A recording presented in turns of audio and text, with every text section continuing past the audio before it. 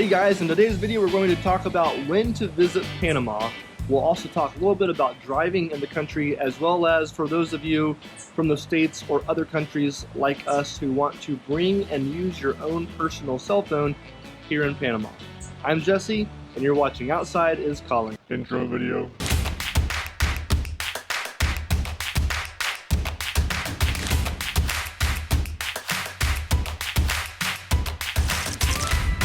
Hey guys, just want to share some cool things we've learned while we've been here in Panama. For anyone looking to travel to Panama, it's a wonderful country. The waves are noisy. I hope you guys can hear us okay. But it's a wonderful country, and it's been a fun experience so far.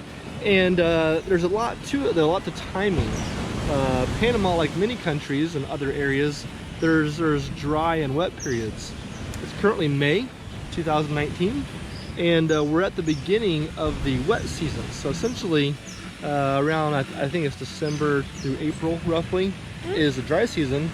And a lot of folks come here, a lot of expats and Canadians come down here when those regions are cold and not so nice. Tucker, come here. Hey, no. Come on, dude. One downfall is this razor wire is everywhere down here in Central America and Panama.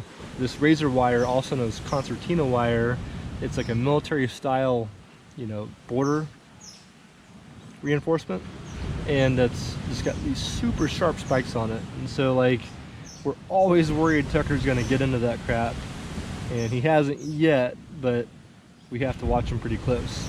Come here, buddy. Come here.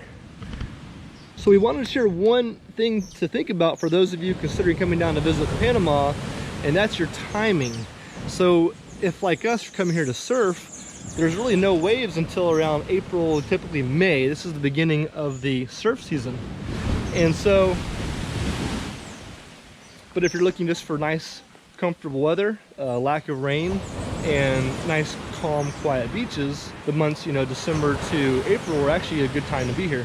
So one great thing about being here in Panama is it makes chasing Tucker around and keeping him occupied that much easier. There's all kinds of birds and bugs and cool things to explore all over. It's very tropical, but we're starting to get out of the dry season and enter the wet season.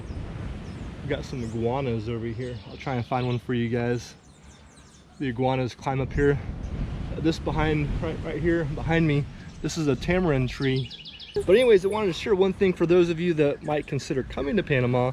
We highly recommend it, but do know that there is a dry and a wet season. We're here to surf and enjoy the beaches, and so the swell season, the surf season, doesn't really get cranking on until around April, May.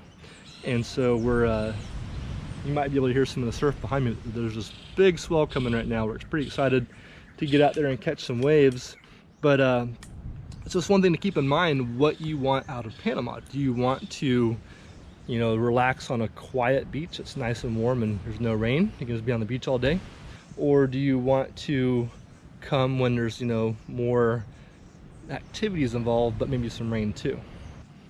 There are also some very popular towns up in the mountains.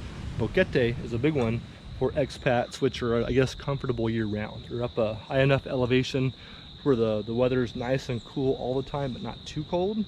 And Panama is close enough to the equator where it doesn't ever get that cold. So it's kind of a neat country. It's very diverse in the fact that you can go up in the mountains and find cool weather, but not too cold. And it's like that all the year. Or you can come down to the coast where it's always warm, just varying stages of warm and wet or warm and dry. And like I said, if you have little ones, there's so much cool stuff here to see and do to keep them engaged. Right now, Tucker has this infatuation with water and hoses and sprinklers. Is that where the water comes out? Yeah. It's pretty cool, dude. What's kind of cool as well is, like, we've been here for over a month now and something is always in bloom. Here's some sort of fresh new fruit that's about to start beginning to develop. There's flowers over here. We got some really pretty flowers in the carport over here. Hey Tucker, here, you hold the camera. Hold the camera for Daddy, okay? Let's go show them some flowers. Ooh. And there's also some blue flowers on this side. These are some mangoes that are starting to get ripe. They've got a ways to go though. And Tucker just saw another hose. We're gonna go check out this hose. Another hose. I think that's kind of cool is that it's pretty easy as far as driving cars. Drivers on the same side of the road. A lot of the cars here are very similar to cars that we'd have back in the States. And driving is a little bit aggressive in busier areas, but it's pretty easy once you get the hang of it. And it's not been too bad so far. We've also had really good luck with having fast internet. Also, even just like LTE and 3G cell phone service, it wasn't too hard to transfer our phones to a Panamanian SIM card. Make sure you have unlocked phones if you want to use your own phone. And if it's unlocked, you can get a SIM card once you get here. We went with Claro, which is one of the big cell phone providers here. And with Claro, we have these cards where we buy data and minutes, and it's pretty affordable. There's a service through Skype that we're using to make phone calls, which are free. We just pay, I think, $3 or $4 a month for the service, and that allows us to call back to the States, talk as long as we want, not worry about time. 3G and LTE signals have been very adequate for using maps to navigate, and even like Google Maps and those kinds of apps. Not Apple Maps, but Google Maps has been very helpful when we just start driving somewhere and navigate right to some random waterfall in the middle of the mountains. If you guys have any questions at all, please leave a comment and we'll do our best to answer your questions. Also be sure to check out over here on your left. There's a whole playlist of all of our different adventures here in Panama. Thanks for watching and we'll see you next time.